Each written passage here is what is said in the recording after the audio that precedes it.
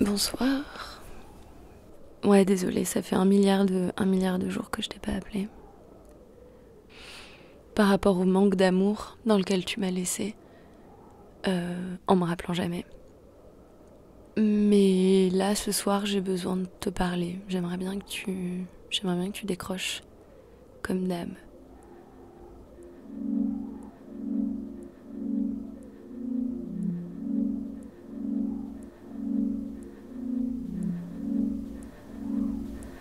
Après l'effondrement de la montagne, on a marché plusieurs jours en se parlant à peine.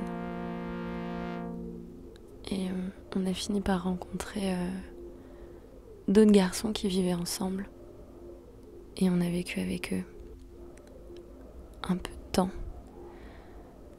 On a dormi tous ensemble, on a bu tous ensemble, on a mangé tous ensemble. On a beaucoup cuisiné. Ils étaient tous là pour les mêmes raisons que nous. Ils sont tous partis après l'effondrement. Leur cœur résiste, quoi. Ils sont... Tu vois, il y a vraiment un truc où d'un seul coup, ils sont en meute, ils sont en clan. Et en clan, ils sont face au monde solide et on a l'impression que le reste du monde entier peut prier pour eux. Peut prier pour que ces mecs-là, pour que ces garçons survivent, solides sur la crête balayée par le vent. C'est tellement nécessaire. Extrêmement beau. Grand. Un peu triste. Des gens un peu cassés comme moi, en fait. Et on s'est... J'avais l'impression de vivre dans cette garçonnière un peu libératrice dans laquelle j'avais le droit d'être qui j'étais, j'avais le droit d'être qui je voulais. On a fêté la nouvelle année ensemble. Le lendemain, j'ai passé la journée avec quelqu'un que je connaissais pas. On est juste monté sur un sommet et en fait, on a passé la journée à s'apprendre, à parler, à juste se dire des choses importantes avant que le monde s'effondre.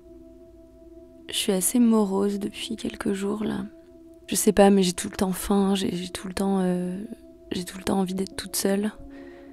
On m'a dit que j'étais un ours parce que je grogne, je griffe j'ai vraiment besoin d'hiberner sur le dos en faisant des rêves toute la journée. J'ai envie de faire l'amour avec toi, je pense. Parce que tu me manques en fait, on a envie de faire l'amour avec des gens qui nous font du bien, avec des gens qui nous calment, avec des gens dont la voix ou les mots qu'ils emploient résonnent un peu avec nos propres vibrations.